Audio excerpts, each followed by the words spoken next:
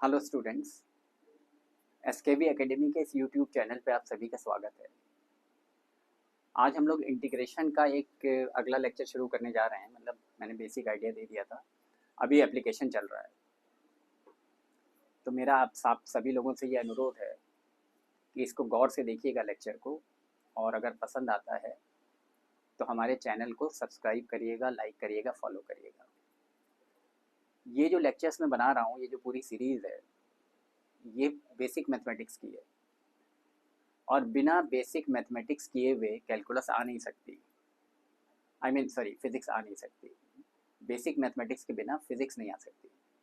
Basic mathematics में मतलब calculus हो गया, वेक्टर हो गया, आपका ट्रिग्नोमेट्री हो गई, कोऑर्डिनेट ज्योमेट्री हो गई।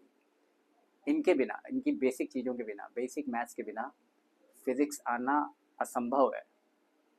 तो इसलिए इन लेक्चर्स को बहुत गौर से देखिए। ये सारे लेक्चर्स नीट और जेई एस्पायरेंट्स के लिए हैं, खास तौर से, क्योंकि बिना मैथ्स के फिज़िक्स में काम नहीं चलेगा। तो लेक्चर 13 है आज का, और इंटीग्रेशन का कुछ एप्लीकेशन हो रहा है। तो मैं कुछ क्वेश्चन लेके आया हूँ। जैसे मान लीजिए ये पहला क्वेश्चन है, इसमें ये आपको निकालना है, इंटीग्रेशन 0 से t a sin omega t dt।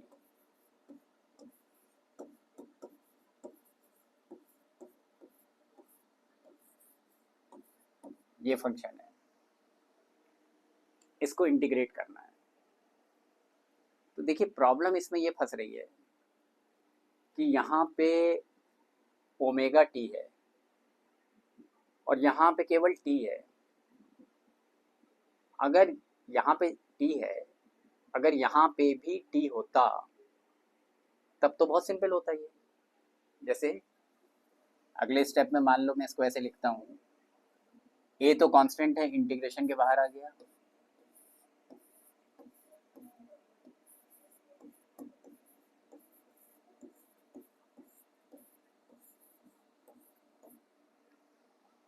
यहाँ पे t है। अगर यहाँ पे भी t होता तो दोनों सेम फैमिली के होते। अगर दोनों सेम फैमिली के होते तो ये क्या होता, integration of sine t dt होता। साइन t को इंटीग्रेट करोगे तो क्या आएगा, माइनस कॉस टी आएगा। जैसे साइन x को इंटीग्रेट करने से माइनस कॉस x आता है, वैसे साइन t को इंटीग्रेट करने से माइनस कॉस टी आएगा। तो अगर यहाँ पे भी t होता, ओमेगा t ना होता, केवल t होता, तो हमारा काम बन जाता। मतलब अगर ये यहाँ पे और यहाँ पे t है और यहाँ पे भी t होता, मतलब दोनों सेम फैमिलीज के होते, तो हमारा काम बन जाता। इस तरह के कॉन्सेप्ट को हमने चेन रूल में भी देखा था। जब चेन रूल बताया था मैंने डिफरेंशिएशन के समय, तो यही कॉन्सेप्ट लगाया था, यही बातें, इसी तरह की बातें करी थी। तो मेरा माइंड सेट ये है कि जो यहाँ पे है मैं वही यहाँ पे होना चाहिए, जो यहाँ पे है वही यहाँ पे होना चाहिए। मतलब ये दोनों को सेम फैमिली का बनाना चाहता हूँ। तो उसके लिए मैंने क्या किया, put omega t equal to z, ये कर दिया। इसको मान लीजिए मैं t के रिस्पेक्ट में डिफ्रेंशिएट करता हूँ दोनों तरफ, तो ये हो जाएगा d by d t of omega t equal to d by d t of z. मतलब मैंने t के रिस्पेक्ट में दोनों तरफ डिफ्रेंशिएट कर दिया। ओमेगा कांस्टेंट है, इंटीग्रेशन के बाहर आ जाएगा, सॉरी डिफरेंशियल कोफिशिएंट के बाहर आ जाएगा।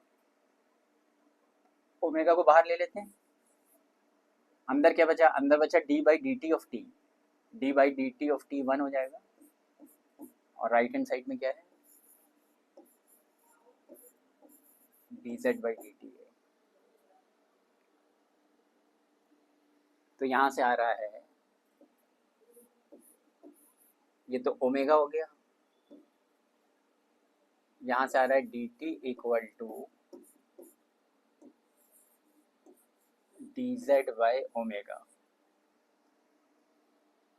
चेक कर लीजिए, D T equal to D Z by omega आ गया। मतलब ये जो डी टी है यहाँ पे, इस डी टी की जगह मैं लिख सकता हूँ डी जेड बाई ओमेगा, और यहाँ जो ओमेगा टी लिखा है, ओमेगा टी की जगह लिख सकता हूँ जेड। तो मतलब ये ऐसे हो सकता है,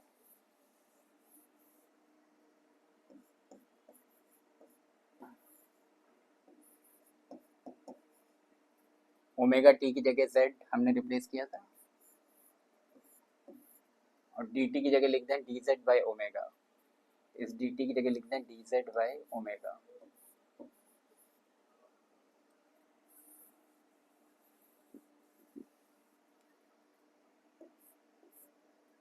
ओमेगा कांस्टेंट है, इंटीग्रेशन के साइन के बाहर आ जाएगा, ये हो जाएगा a by omega integration sine z dz, यानी a by omega sine z को इंटीग्रेट करो। मतलब ऐसा करने से हमें फ़ायदा क्या हुआ? ऐसा करने से हमको फ़ायदा ये हुआ कि यहाँ पे z है और यहाँ पे भी z आ गया, दोनों सेम फैमिली के हो गए। यही हमारा इंटेंशन था, हमारा यही मोटिव था कि हम दोनों को सेम फैमिली का बना दें। तो जैसे integration of sine x dx क्या होता है? Minus cos x। बिल्कुल उसी प्रकार साइन z dz, इसको इंटीग्रेट करेंगे तो क्या आएगा? Minus of cos z। तो यहाँ पे आएगा minus of cos z, minus पहले लिख देता हूँ, यहाँ minus of cos z।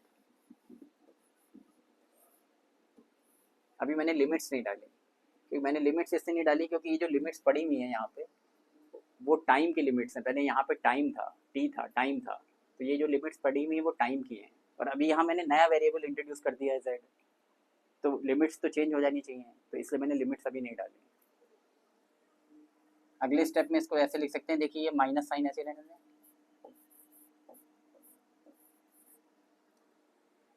z की वैल्यू क्या थी? मैंने ओमेगा टी को याद करिए, मैंने ओमेगा टी को z बना था, तो z की वैल्यू ओमेगा टी है। यहाँ पे z की जगह आप ओमेगा टी लिख देते हैं। तो अब यहाँ पे t आ गया, t आ गया तो t की जो लिमिट्स हैं, ओरिजिनल लिमिट्स, वो आप डाल सकते हो, 0 से t, ये आया।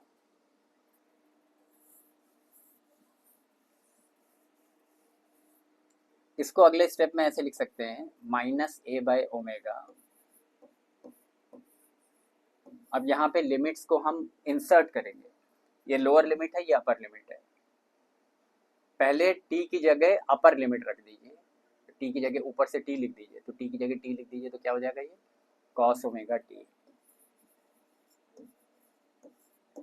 फिर लोअर लिमिट रखिए, t की जगह 0 रखिए, तो ये हो जाएगा कॉस 0 माइनस कॉस 0, ये आया।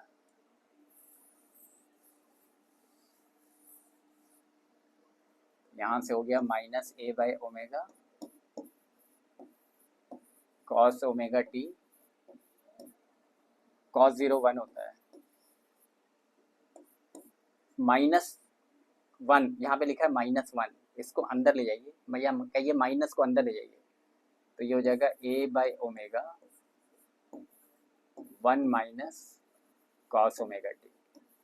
तो ये रिजल्ट आ गया, a by omega 1 minus cos omega T.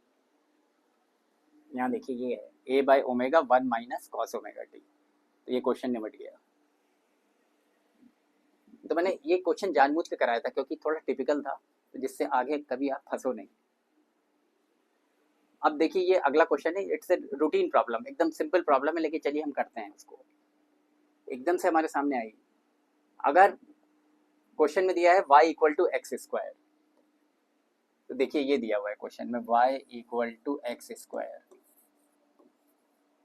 और हमको 0 से x इक्वल टू 0 से x इक्वल टू 6 के बीच में ये एरिया निकालना है।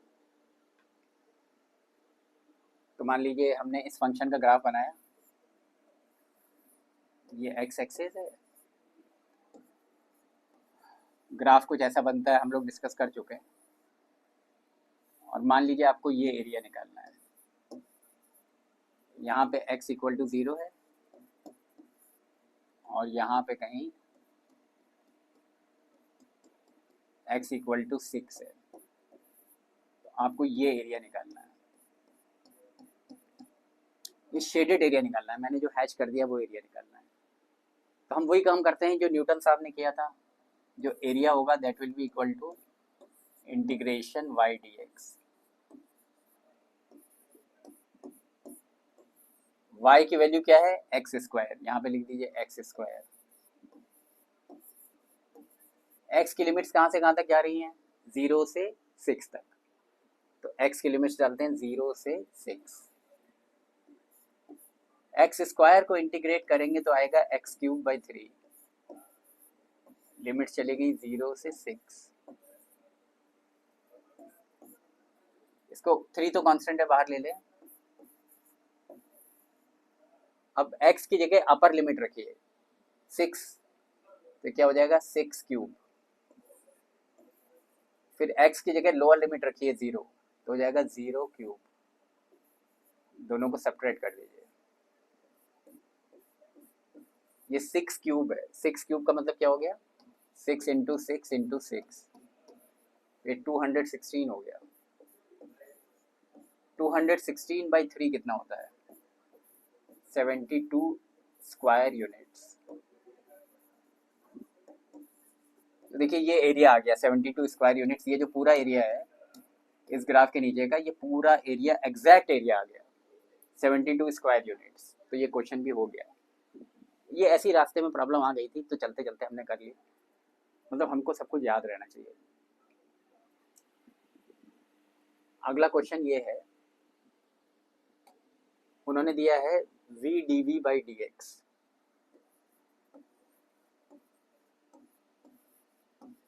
Equal to minus d v by d x. Physics की प्रॉब्लम है। V d v by d x equal to minus omega square x. आगे पढ़ेंगे हम लोग इस इक्वेशन को आगे देखेंगे। ये जो इक्वेशन होती है ये एस एच एम की होती है। एस एच एम मतलब सिंपल हार्मोनिक मोशन। ये जो ये ऐसे जो उन्होंने लिखा हुआ है v d v by d x, दरअसल ये एक्सेलरेशन होता है equal to minus omega square x. ये सिंपल हार्मोनिक मोशन करने वाले पार्टिकल की इक्वेशन होती है। आगे हम लोग इसको अच्छे से पढ़ेंगे डीपली। एस एच एम क्या होता है, एस एच एम मतलब जो पीछे लिखा है S H M simple harmonic motion. Simple harmonic motion करने वाला पार्टिकल ऐसे ऑसिलेट करता है, एक मीन पोजीशन के दोनों तरफ ऑसिलेट करता है, और उसकी इक्वेशन ये होती है। क्वेश्चन में उन्होंने दिया है that at x equal to 0, x equal to 0 पे जो वेलोसिटी होगी वो v नॉट होगी, initial velocity. x equal to 0 पे वेलोसिटी v0 है। यहाँ क्या लिख दिया v0, इसको मैं ऐसे प्रोनाउंस करूंगा v नॉट, नॉट मतलब 0। तो जब x इक्वल टू 0 है, क्वेश्चन में कह रहा है जब x इक्वल टू 0 है तो v equal to v naught है, और कह रहा है कि find the velocity when displacement becomes x। ये कह रहा है कि जब x की वैल्यू शुरू में 0 है, इमेजिन करिए पार्टिकल ऑसिलेट कर रहा है, x की वैल्यू शुरू में 0 है, जब x की वैल्यू x हो जाए तो उस समय वेलोसिटी क्या होगी, ये पूछ रहा है। ये उन्होंने दिया हुआ है। इस तरह के क्वेश्चन मैंने एक बार आपको पहले भी कराया था, आपको याद होगा। मतलब ये जो कंडीशन दी हुई है, और मैंने उस समय भी बताया था कि ये जो कंडीशन दी हुई है इसको कहते हैं बाउंड्री कंडीशन। ये बाउंड्री कंडीशन है, मतलब इस कंडीशन पर हमको वर्क करना है। तो हमें v निकालना है, वेलोसिटी निकालनी है। जब x की वैल्यू x हो जाए तो उस समय वेलोसिटी क्या होगी, वेलोसिटी निकालनी है। तो हमने क्या किया, इसको क्रॉस मल्टीप्लाई करते हैं ऐसे, तो इसको ऐसे लिख दिया v d v equal to minus omega square x d x. V d v equal to minus omega square x d x लिख दिया। हमको v निकालना है। तो ऑब्वियसली हम इतना समझ में आ रहा है कि इसको अगर इंटीग्रेट करोगे तभी v आएगा। यहाँ पे डी वी है और हम v निकालना चाह रहे हैं, तो ऑब्वियसली इंटीग्रेट करोगे। पहले इंटीग्रेट कर लेते हैं, फिर और अच्छे से समझ में आ जाएगा। मान लीजिए हमने इसको फंक्शन को दोनों तरफ इंटीग्रेट कर दिया, तो ये आ जाएगा v d v, integration v d v equal to minus omega square x d x का इंटीग्रेशन। अब v की लिमिट्स डालो यहाँ पे। इनिशियली v की वैल्यू क्या है, v नॉट, तो लोअर लिमिट क्या होगी, v नॉट। अपर लिमिट क्या होगी, v, मतलब वेलोसिटी कहाँ से कहाँ तक जा रही है, v नॉट से v। V naught initial velocity है और ये फाइनल वेलोसिटी है, हमको ये v निकालना है। और राइट हैंड साइड में जो वेरिएबल है वो x है, ओमेगा तो कांस्टेंट है, तो राइट हैंड साइड में जो वेरिएबल है वो x है। x की जो लिमिट्स होंगी वो कहाँ से कहाँ तक जाएंगी, शुरू में x इक्वल टू 0 है, 0 से x ये बना, इसको इंटीग्रेट करना है। अब मैंने आप लोग को देखिए बताया था कि इंटीग्रेशन x dx कितना होगा, it will be x square by 2। बिल्कुल इसी तरह v, यहाँ पे हमें क्या चाहिए, v dv का इंटीग्रेशन क्या होगा, जैसे x dx को इंटीग्रेट करते हैं तो x स्क्वायर बाई 2 आएगा, v को इंटीग्रेट करोगे तो उसी तरह बिल्कुल x की जगह यहाँ पे v आ गया, तो ये क्या आएगा, v स्क्वायर बाई 2। तो इसको जब आप इंटीग्रेट करोगे तो ये आएगा v स्क्वायर अपॉन 2। लिमिट्स जाएंगी v नॉट से v, राइट हैंड साइड में ओमेगा स्क्वायर कांस्टेंट है, इंटीग्रेशन के साइन के बाहर आ जाएगा, अंदर क्या बचेगा, ये बाहर ले लो, तो अंदर क्या बचेगा, इंटीग्रेशन ऑफ x dx, ये बचेगा। इंटीग्रेशन ऑफ x dx कितना होगा, x स्क्वायर बाई 2, तो ये हो जाएगा x स्क्वायर बाई 2। लिमिट जाएंगी 0 से x। देखिए इसको एक बार शांति से निहारिए, इसको देखिए, यहाँ तक मैंने यहाँ पे लिमिट्स डाल दी, लोअर लिमिट अपर लिमिट, मैंने कांस्टेंट ऑफ इंटीग्रेशन का यूज नहीं किया।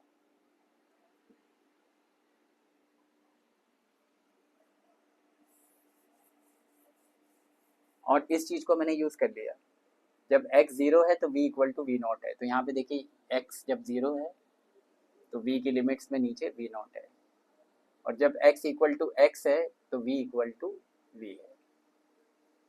इस बाउंड्री कंडीशन को मैंने यहीं पे यूज कर लिया है।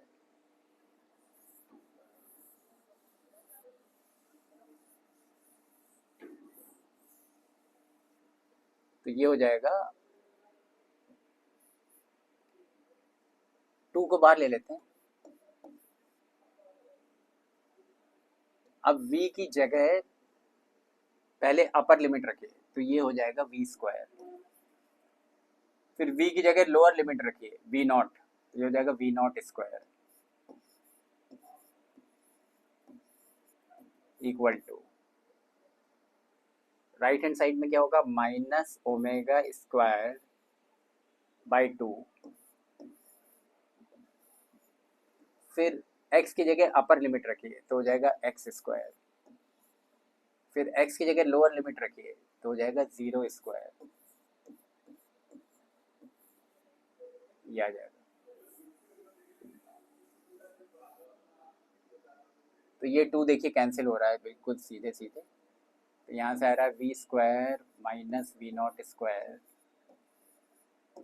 Equal to minus omega square x square, ये तो 0 है, ये तो 0 हो गया,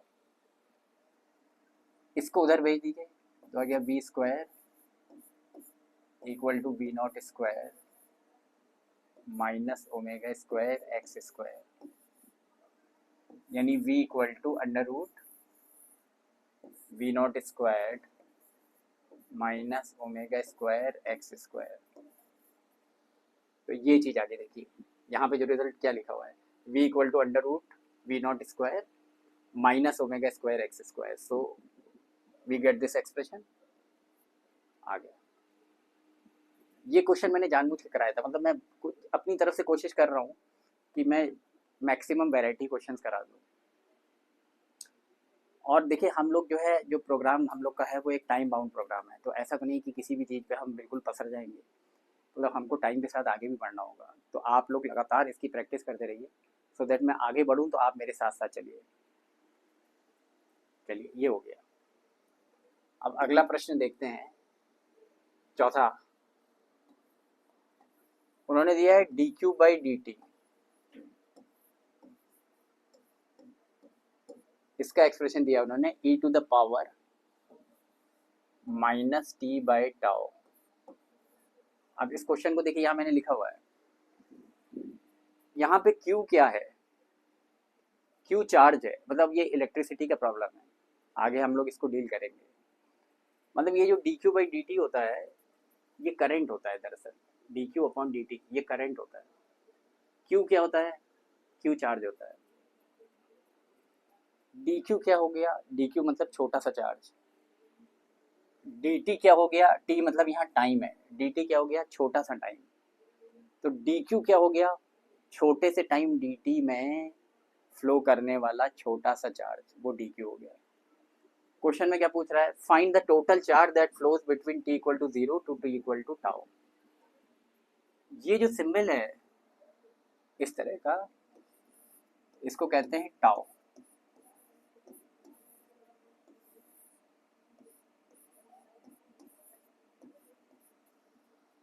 तो उन्होंने दिया, ये तो तुम्हें आपको पता है, this is Euler's number, Euler's number, whatever you call it. तो आपको वो क्वेश्चन में पूछ रहा है कि t इक्वल टू 0 से लेके, t इक्वल टू 0 मतलब जब हमने ऑब्जर्वेशन शुरू किया, t इक्वल टू 0 से लेके t इक्वल टू टाउ तक के बीच में, 0 से टाउ तक के बीच में टोटल चार्ज कितना फ्लो कर रहा है। एक छोटे से टाइम dt में जो चार्ज फ्लो कर रहा है, दैट इज दिस छोटा सा चार्ज dq। लेकिन बड़े टाइम में, मतलब t इक्वल टू 0 से t इक्वल टू टाउ के बीच में टोटल चार्ज कितना फ्लो कर रहा है, ये निकालना है। चलिए कोशिश की जाए। तो हमको निकालना है चार्ज फ्लोन 0 से टाउ के बीच में। तो dq को आप ऐसे लिख सकते हो, इसको ऊपर भेज दो,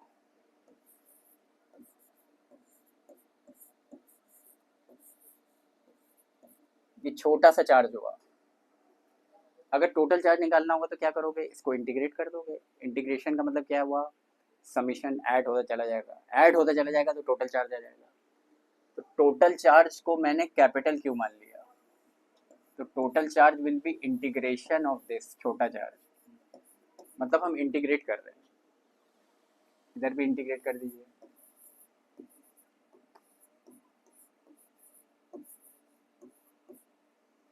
तो टाइम की लिमिट, यहाँ पे जो वेरिएबल है वो टाइम है, टाइम की लिमिट कहाँ से कहाँ तक जाएगी, 0 से टाउ तक,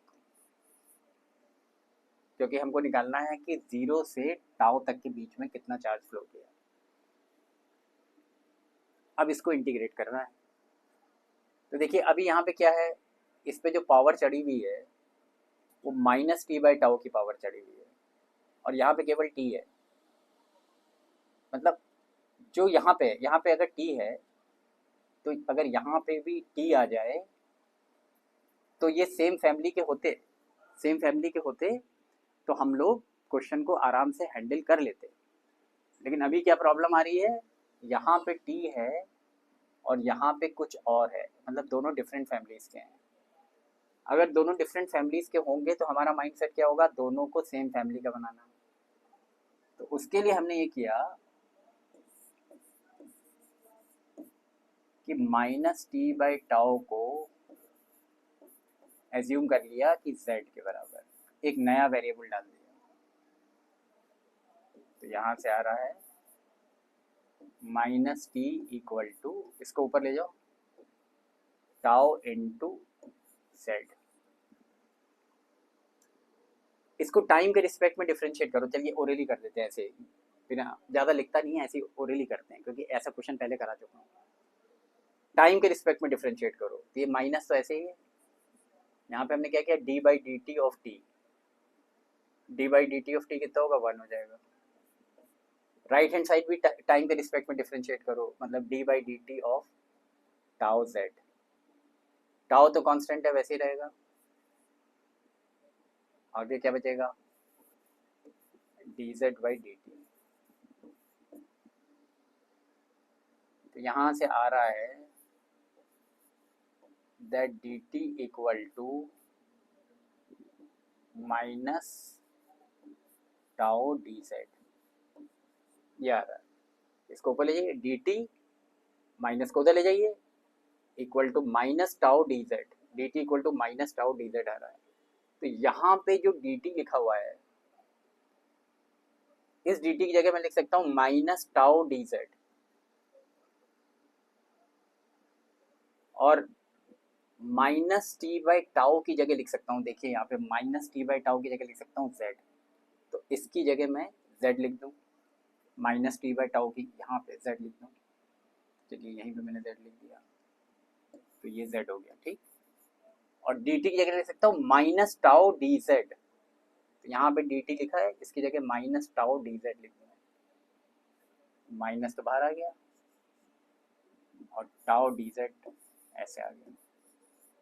ऐसा करने से क्या फ़ायदा हुआ? ऐसा करने से ये फ़ायदा हुआ कि यहाँ पे z है और यहाँ पे भी z है, मतलब दोनों सेम फैमिली के हो गए। और हमारा शुरू से ही हमारा यही इंटेंशन था, यही मोटिव था, यही उद्देश्य था कि हम दोनों को सेम फैमिली का बना दें। तो हमारे उद्देश्य की पूर्ति हो गई यहाँ पे। अब हमारे लिए क्वेश्चन बहुत आसान हो गया, क्योंकि हम आपको पहले बता चुके हैं e to the power x dx, integration of e to the power x dx equal to e to the power x, ये तो बता चुके हैं। तो उसी कॉन्सेप्ट को अगर आगे बढ़ाएं तो ये माइनस साइन को रिटेन कर लें। टाउ कांस्टेंट है, कांस्टेंट को इंटीग्रेशन के बाहर ले लें, अंदर क्या बचा e to the power z dz, 0 से z, 0 से टाउ। अभी इसमें लिमिट डालना अच्छी बात नहीं है, अभी लिमिट नहीं डालते। और इतना याद रखते हैं कि हमने क्या किया था, माइनस टी बाई टाउ को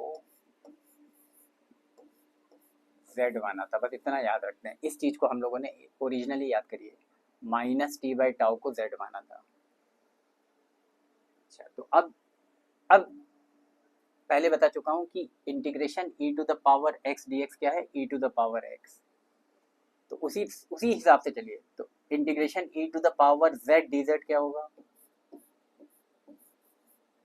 e to the power z होगा।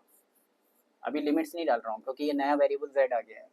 वहाँ जो लिमिट्स थी वो t की लिमिट्स थी, टाइम की लिमिट्स थी। अब ये नया वेरिएबल z आ गया है, तो लिमिट्स डालना उचित नहीं रहेगा। ये हो गया। अब इसको हम पलट के लिखते हैं।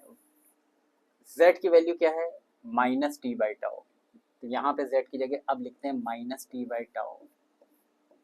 तो अब यहाँ पे टाइम आ गया, तो अब हम टाइम की लिमिट्स डाल सकते हैं। टाइम की लिमिट्स कहाँ से कहाँ तक जा रही हैं, 0 से टाउ, ये आ गया। अब टाइम की लिमिट डाल सकते हैं, जो ओरिजिनल लिमिट थी 0 से टाउ डाल दी।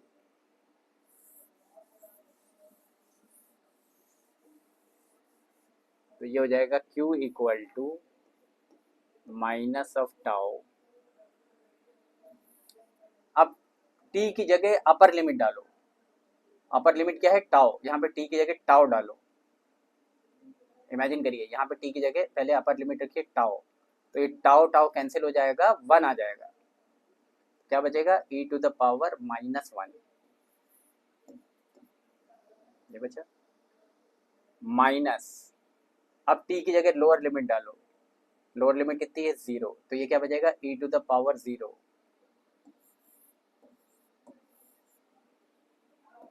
यहाँ से आ गया माइनस ऑफ टाउ,